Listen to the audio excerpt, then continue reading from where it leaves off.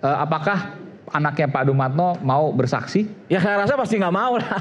Ini kan menyangkut Jokowi.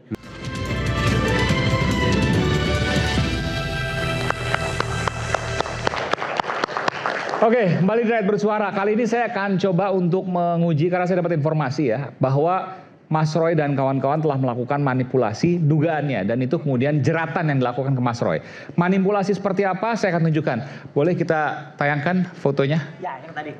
Iya. Silakan. Foto yang ijazah. foto yang fotokopi boleh atau yang X boleh? Yang agak X jelas boleh. fotonya, bagian Kemudian foto. nanti saya akan menunjukkan analisis yang tadi, yang luminance gradient tadi. Silakan. Jadi artinya adalah inilah yang untuk boleh. menjelaskan supaya tidak sembarang orang yang ngaku-ngaku pakar itu tadi kemudian hanya disampaikan. Dan pakar itu, ya. Bang Aiman, itu harus berani, harus berani menyajikannya di depan publik, jangan asal di depan penyidik. Kalau ada yang berwarna nggak? Yang X saja supaya lebih jelas. Yang X. Yang dari Dian Sandi. Yang dari Dian Sandi. Jangan, bukan yang ini. Yang dari Mabes Polri makin nggak jelas lagi. Dari Dian Sandi. Oke, yang X. Yang dari tweet dan dari. Oke. Nah, oke. Nah, ini. Ini jelas, oke. Mas Roy, ya, saya dapat informasi ya. Ya. Informasi nggak usah dikatakan dari mana. Ya, nggak apa-apa. Bahwa ada dugaan Mas Roy telah memanipulasi karena ya, bahwa ini foto. Ya. Mas Roy katakan capnya ini di belakang foto. Ya. Padahal kan kelihatan Mas, ini kan fotonya. Ya. 3x4 atau 4x6 saya nggak tahu nih. Ya. Lalu kemudian capnya ini kan ada di fotonya depan. Ya. Sementara Mas Roy mengatakan ada di belakang. Ya. Nah itu kemudian yang dikatakan Mas Roy telah memanipulasi data. Bagaimana Mas Roy menjawab itu? Oke. Jadi begini. Inilah makanya kalau ada orang pengen mengelabui kita semua, ya, dengan cara memang seolah-olah pas foto ini ada di atas ada di bawahnya cap. Ada di atas foto. Ada di atas, ya, seolah-olah capnya ini ada di atas foto. Seharusnya ada lintasan cap yang ada di sini. Di bagian jas. Di bagian jas. Dan ini sudah kami periksa dengan menggunakan analisis color. Oke, yang biru di skala, tadi. Ya, bukan yang biru. Dengan skala analisis, ini ada berapa persen warna merah, ada berapa persen warna hitam. Dan temuannya nggak ada. Ada warna 0, merahnya 0. Temuannya nggak ada. Ini black semua. Kenapa bisa terjadi? Mungkin Bang Aiman, teman-teman juga bisa melihat ini adalah satu contoh yang bagus. Ada film namanya Argo. Argo itu adalah film, ini kisah nyata. Seorang agen FBI itu ingin menyelamatkan 6 diplomat dari Iran ketika Iran Reza Pahlavi jatuh, 6 diplomat, dan itu dia menyamar masuk itu dengan memotong paspor, dan dia memotong persis sekali. Jadi jasnya ini yang kemudian ditempelkan di atas ini, dan yang ini yang abu-abu itu memang bisa di belakang. Tetap jadi? Tetap jadinya seperti ini. Jadi sebentar. Itu film ini atau yang ini maksudnya? Dua-duanya mungkin terjadi. Ada brand mengatakan bahwa ini juga kemungkinan terjadi seperti itu? Kemungkinan besar sama seperti itu. Jadi yang dipotong hanya fotonya? Hanya foto ini aja ditempel. Ini sisanya covernya asli yang lama. Dan makanya ini tidak ada garis merah di... Betul, tidak ada lintasan. Dan lintasan itu sudah diperiksa, bukan hanya saya. Bang Resmond juga meriksa. Skala 0 sampai 255-nya itu merahnya 0. Menggunakan alat apa namanya? Itu program untuk separasi namanya. Cyan, magenta, yellow, black, CMYK. Itu adalah muncul di sini. Dan ketika, Bang Aiman, ketika menggunakan software luminance gradient, yang tadi yang biru tadi, coba tolong bisa ditampilkan. Itu yang mata biru. Kita sudah langsung bisa melihat. Jadi artinya, kami tidak usah kemudian berbusa-busa berkata-kata, dan tidak usah kemudian sambil, kalau bahasa Jawa itu apa, menteleng gitu ya, gitu. Lihat gitu, nggak usah, karena nah ini kan kelihatan banget, Bang. Nggak ada. Kalau seandainya ini ada capnya, pasti ada lewat di sini garis, karena luminance gradientnya menggeser. Ini melakukan luminansi dan gradiensi. Ini pakai analisa apa namanya? Ini adalah luminance and gradient. Oke. Ini sahih. Jadi sekali lagi dugaannya adalah dipotong di bagian fotonya. Ya ini kan kelihatan, jadi kelihatan kan pemotongannya. Wajahnya. Tuh, jadi kelihatan kan pemotongannya.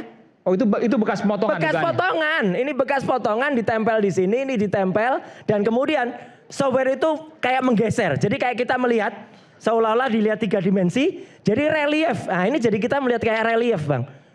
Reliefnya jadi kelihatan, begitu relief kelihatan, tampaklah cap yang tadinya ada di atas jas itu seseorang, kemudian ditutup dengan pas foto orang ini dan kemudian masuklah dia di sana. Oke. Dan ini adalah software yang 100% ini adalah unik dan orang ada di foto itu. Moga-moga sudah nyampe juga ke atas, sudah saya kirim ke redaksi. Ya, itu orang namanya Dumatno Budi Utomo. Oke. Bukan Joko Widodo. Foto Pak Dumatno. Iya. Oke, nanti kita Coba, nanti ada. Dan menariknya lagi, bukan hanya Dumatno Budi Utomo yang kita tes. Putra dari Dumatno ketemu dengan Pak Rustam, silakan yang menyampaikan. Oke, sudah dikirim fotonya? Sudah saya kirim, sudah. Oke, sudah Tinggal bisa. kita tunggu, bisa Pak Rustam mungkin bisa cerita dulu. Oke, silakan Pak Rustam. Bukan, ini Frono Jiwo. Lain lagi. Yang foto. Lain lagi, yang hanya foto barusan saya kirim. Barusan saya kirim. Oke, apa yang mau disampaikan Mas Rustam? Jadi hasil dari analisis Mas Roy, Dr. Tifa dan Bang Rismond agak unik buat saya gitu loh. Justru dengan tersangkakan saya ini, Mas, saya malah berterima kasih gitu loh. Menersangkakan malah terima kasih. Terima kasih. Kenapa? Artinya Jokowi akan dihadirkan di pengadilan gitu loh. Rakyat akan melihat. Jokowi akan dipertanyakan dengan foto yang ada di situ. Apakah itu bibir Jokowi yang tebal gitu kan? Apakah itu mata Jokowi? Apakah itu telinga Jokowi? Apakah itu rambut Jokowi? Nah, dari pernyataan Mas Roy tadi, yang dibilang Sudah itu bukan Jokowi, itu Dumatno. Jadi agak unik juga ceritanya. Ada foto wajah orang. Ada foto wajah orang. Foto ijazah tadi coba. Foto Bukan ijazah, wajah.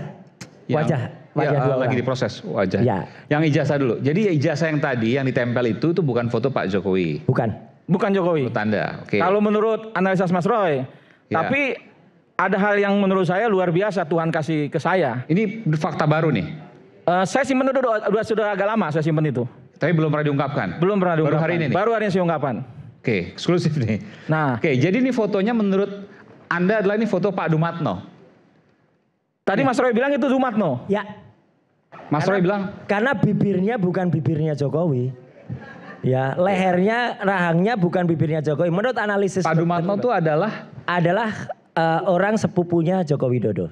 Oke. Dia pemilik Salana bulu tangkis di Solo, kemudian komisaris di PT Toba apa gitu ya, tahulah Toba itu miliknya siapa. Masih hidup sekarang ya? Masih hidup sekarang.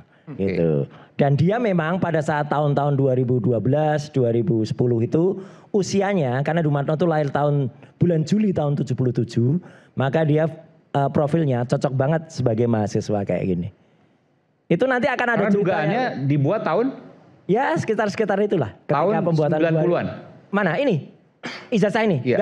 Enggak, 2010, 2012. Anda bahkan bisa memprediksi sedetail itu? Bisa lah. 2010-2012. Iya. Dalam status tersangka, Mas Roy berani mengatakan bahwa ijazah ini palsu dan dibuat 2010-2012. Dan itu data itu match dan berkesesuaian dengan data yang tadi siang juga sudah disampaikan oleh Pak Kolonel Chandra Rajasa pada saat deklarasi, ya sudah menemukan Pak Chandra Rajasa siapa orang-orangnya. Makanya beliau juga tunggu dipanggil. Nah ini ada foto sebelahnya, ponakan saya sebelahnya. Kasih aja. Saya hilang. Oke. Apa yang Anda mau sampaikan? Nah, ini siapa ini? Ini sebelahnya adalah foto ponakan saya. Ponakannya Mas Rustam. Karena permintaan beliau saya hilangkan. Tadinya saya minta dikasih separuh aja. Ya, biar kelihatan apa itu. yang Anda mau sampaikan? Ini anaknya Pak Dumatno. Iya. Jadi begini. Tiba-tiba. Nah ini loh Dumatno. Sama nggak dengan ini? Kiri kanan Pak Dumatno. Kiri kanan Dumatno Budi Utomo semua. Oke. Ini Dumatno sekarang. Ini sekarang yang kiri. Sudah ada tua. Yang kiri ya, sekarang. Ya, ini yang kanan Dumatno dulu. Yang Anda yakini yang bahwa dipakai buat foto ijazahnya Jokowi. Luar biasa nggak? Itu ini Anda yakin ini Pak Dumatno? Iya. Itu softwarenya adalah photo comparison. 100% accurate. Ya, skornya kalau saya nggak salah ketika saya bandingkan dengan Jokowi, foto sebelah kanan ini, dulu pernah saya tampilkan di Rakyat Bersuara. Skor foto ini kalau dibandingkan dengan Jokowi itu hanya sekitar 36 atau 30 sekian persen. Tapi kalau dibandingkan dengan foto Dumatno itu 92%. Software namanya apa? Foto comparison. Foto comparison. Foto comparison. Oke. Iya, banyak. Saya sama Dr. Rismond juga sama hasilnya. Dan ketika foto Dumatno itu tadi, itu kan bapaknya. Nah, tadi yang sebelumnya itu ternyata yang anaknya coba. Iya, berhubungan dengan ponakannya Pak Rustam. Kita tampilkan foto yang anaknya. Kalau dilihat kan ini jelas lah foto wajahnya, Iya. bibirnya, iya kan? Lebih mudah. Oke. Lebih mudah ini. Apa yang Anda mau sampaikan di sini? Silakan Mas Roto. Jadi peristiwanya itu ketika ponakan saya tahu, Ini baru pertama kali dibuka ini. Iya, ini baru. ini belum lama ini, baru berapa bulan yang Ya, lalu lah. artinya baru di media baru pertama Baru kali. hari ini saya buka gitu loh. Oke. Nah jadi yang saya bilang tadi, saya terima kasih biar terbongkar semua gitu loh. Biar polisi juga ini nggak hati-hati juga mentersangkakan Mas Roy dan kawan-kawan gitu loh. Nah tiba-tiba ponakan saya kirim foto ini, sebelahnya ada foto ponakan saya itu sebenarnya itu. Ya, saya hilangkan. Dihilangkan Mas Roy Suryo. Dia bilang kepada saya, Om, saya kirim foto ini Om. Saya lihat, siapa ini? Ini Om, teman saya, anaknya Dumatno. Kalau dia mengakui kalau itu yang di ijazah Jokowi itu foto bapaknya katanya. Anaknya siapa namanya? Saya kurang tahu namanya, tapi bahasanya seperti itu. Jadi, Boleh diulangi Mas kalimat Nah. tadi? Ya. Dia mengatakan kalau foto yang di ijazah Jokowi itu foto bapaknya. Dia mengatakan seperti itu kepada ponakan saya. Oke. Nah artinya saya pikir-pikir apa yang dikatakan Mas Roy Suryo bisa betul juga saya bilang. Sebentar, saya mau tanya dulu. Kok anak Anda bisa ketemu sama ponakannya? Ponakan saya, Ponakan ponakan Anda saya. bisa ketemu sama anaknya Pak Dumatno? Ya mungkin dia berkawan. Teman saya, Ini ponakan di saya. mana? Di daerah mana nih? Saya kurang di tahu. Jakarta, Solo atau di mana? Kalau ponakan saya di Jakarta. Oke. Tapi ponakan saya juga cukup, saya rasa dia berkawan juga cukup dengan orang-orang yang cukup lumayan. Dia punya foto dengan petinggi negara juga dipunya. Dikirim ke saya, banyak hal yang dikirim gitu. Dan Anda bersaksi bahwa ponakan Anda mengatakan hal seperti itu? Yes. Nanti ditanyain bukti, mana rekamannya? Ya kita panggil aja orang-orangnya, tinggal kita panggil anak Dumatno, panggil ponakan saya. Kan gitu aja. Supaya clear hari ini kan, supaya tidak ada bohong di antara kita kan. Jadi juga Ponakan Anda sempat bertanya bahwa apakah anaknya Pak Dumatno mau bersaksi? ya saya rasa pasti nggak mau lah. Ini kan menyangkut Jokowi. Tapi ponakan saya bisa kita bawa, artinya bisa kita telepon, bisa kita hadirkan. Oke. Gitu. Baik, silakan. Ini bukti baru, ada beberapa bukti baru. Oh, bukti baru yang tadi dibahas. Ya, makasih Bung Aiman bahwa ini kan sudah beberapa waktu lalu juga sudah pernah dibahas ya. Terkait terkait Dumatno ya, foto dan lain-lain sebagainya, bibir, saya rasa dari beberapa pertemuan saya rasa ini juga dibahas. Yang baru menurut saya itu yang tadi tuh. Yang dugaan manipulasi tadi. Iya, manipulasi tadi. Kalau memang itu yang menjadi manipulasi. Anda punya argumentasi di situ. Bisa maju menurut ke sini. saya sangat Oke, sederhana sih. kita tunjukkan. Bisa maju ke sini, Pak. Iya. Kalau menurut saya sih sangat sederhana ya. Pemotongan kalau itu memang dipotong, Iya. berarti ada repro di situ kan? Repro. Oke, betul. Difoto ulang kan?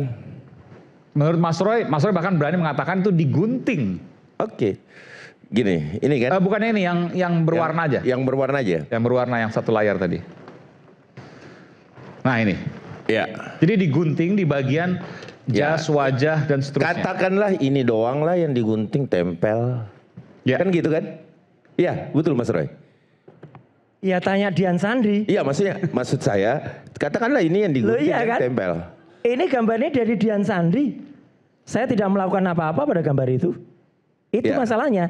Jadi kenapa Kapolda bisa bilang saya mengedit gambar ini? Gak ada editing di gambar ini, itu Bukan, masalahnya. maksudnya manipulasi karena Mas Roy mengatakan bahwa capnya itu ada Iya. di belakang. Padahal ini di Kan jelas Mas di depan. Roy tadi barusan katakan. Iya. Setelah dianalisis, Betul. tadi ini juga kelihatan urat-urat itu ya. Terus di sini nggak ada nih sambungannya. Kan itu Di Mas Roy bagian yang ngomong. jasnya. Gimana nggak ada sambungannya? Ini kan. Lah iya. Itu Itu kan hasilnya- Mas Roy yang ngomong kan tadi. Betul. barusan. Saya berdasarkan Dengan- software. Iya, berdasarkan software tadi kan. Ya, tanya Oke. ke software dong. Iya, maksudnya kan Mas Aiman tadi nanya ke saya Ya. bahwa bagaimana penjelasan terkait ini. Kalau ini sederhana sebenarnya penjelasannya. Ini kan sudah diteliti nih oleh Fuslap terkait foto ini. Ya. Foto yang direpro itu kelihatan Mas Aiman. Kalau itu rekayasa misalnya, pasti Rekayasa. akan kelihatan. Pasti. Tidak mungkin satu foto yang direkayasa, yang katakanlah direpro. Tempel dulu baru foto, kemudian kasih cap. Direpro namanya kan? Maksudnya puslapor pasti akan bisa mendeteksi itu. Ya pastilah. Oke. Repro beda dengan negatif yang asli. Ya.